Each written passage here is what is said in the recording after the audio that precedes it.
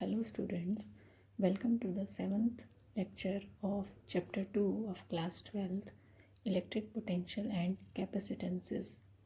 In the previous lecture we learned about the capacitor, its principle, and about the parallel plate capacitor, and we calculate the uh, capacitance for the parallel plate capacitor with air and with dielectric medium. So in this lecture we will learn about the combination of capacitors. So there are two combinations of the capacitors, means there are two combinations in which the capacitors can be connected in a circuit. So first combination is series combination, in which three capacitors C1, C2, C3 are connected in series and their potentials are V1, V2, V3. They are connected through a battery and charge Q is going to the capacitors. In the series combination, the charge will be same, means all capacitors will be having the same charges Q, Q, Q, but their potentials will be different V1, V2, V3. So for the series circuit, the net potential of the circuit will be equal to the sum of the three individual potentials. So net potential V is equal to V1 plus V2 plus V3.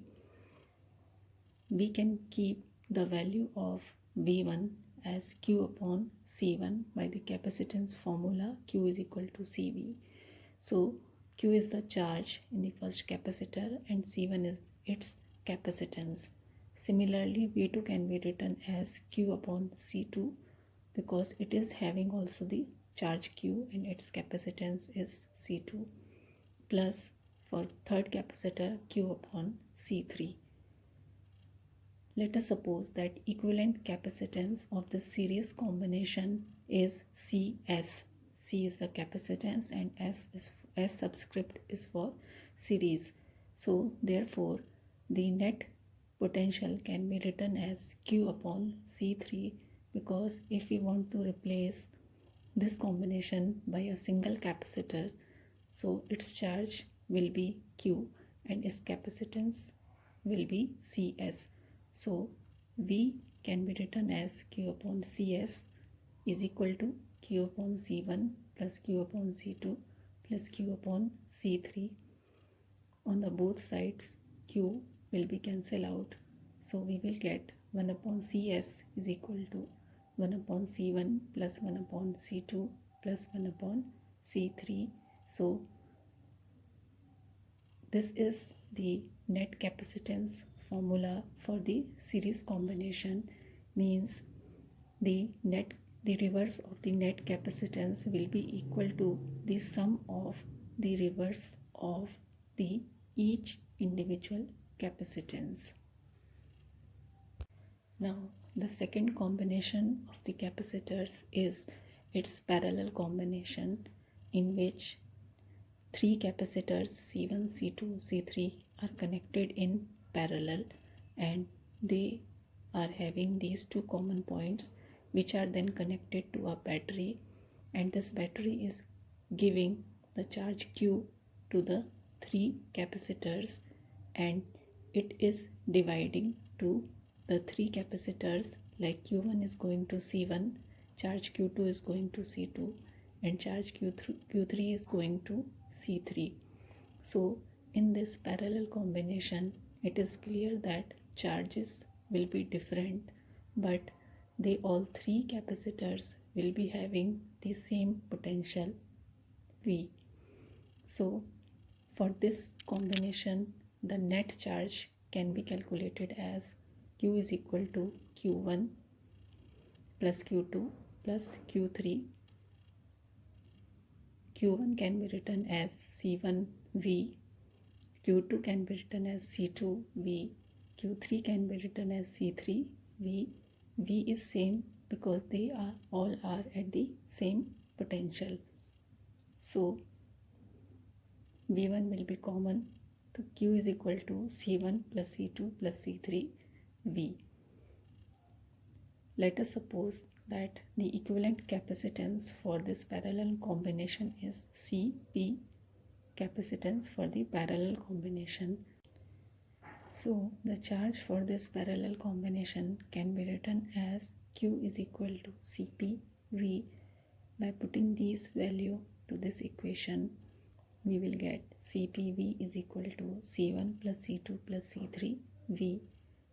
From both sides potential will be cancel out and we will get Cp is equal to C1 plus C2 plus C3. So this is the net equivalent capacitance for the parallel combination of the three capacitors. Now we will calculate the energy stored in a charged capacitor.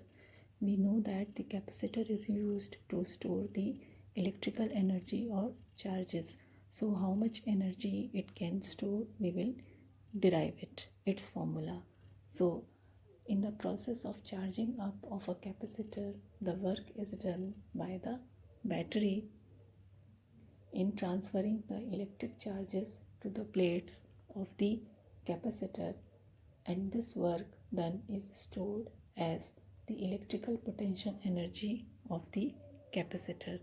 So let us suppose that this capacitor of capacitance C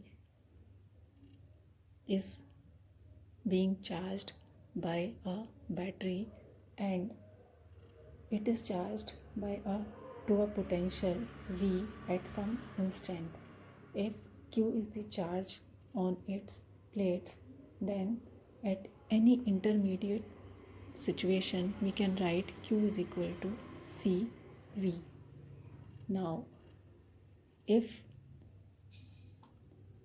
we want to charge it by infinitesimally small charge dq, means we want to charge it further by dq charges, then how much work has to be done on the capacitor we can calculate as dw is equal to v dq, because we know that potential is equal to work upon charge. So work will be equal to potential into charge.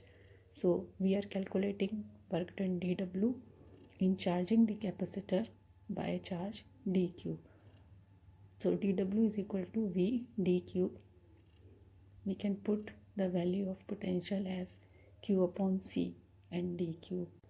So the total work done w, and which will be stored as the potential energy of the capacitor, we can get by integrating this equation. So w is equal to 0 to q. Suppose it is charging up to the maximum charge q upon c dq.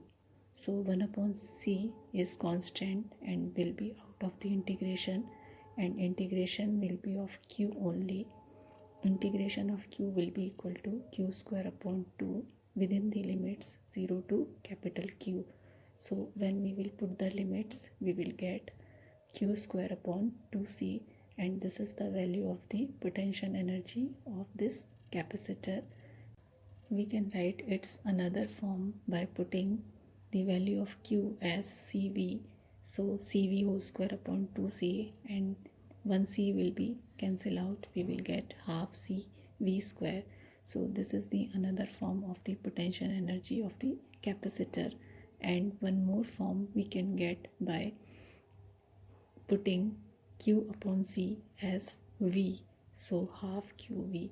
So these are the three forms of the potential energy: q square upon 2c, half cv square, and half qv for the potential energy stored in the capacitor.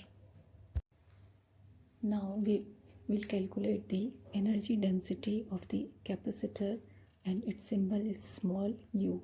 Capital U is the symbol of the total potential energy, and small u is the symbol of the energy density. So energy density is the total energy of the capacitor per unit volume. So the total energy of the capacitor is half CV square, and the volume of the capacitor is area and multiplied by the distance between the plates, that is A into D. So we know that for the parallel plate capacitor, the capacitance is equal to epsilon naught A upon D. So we will put the value of C here, and for this potential we will write as electric field into distance E into D.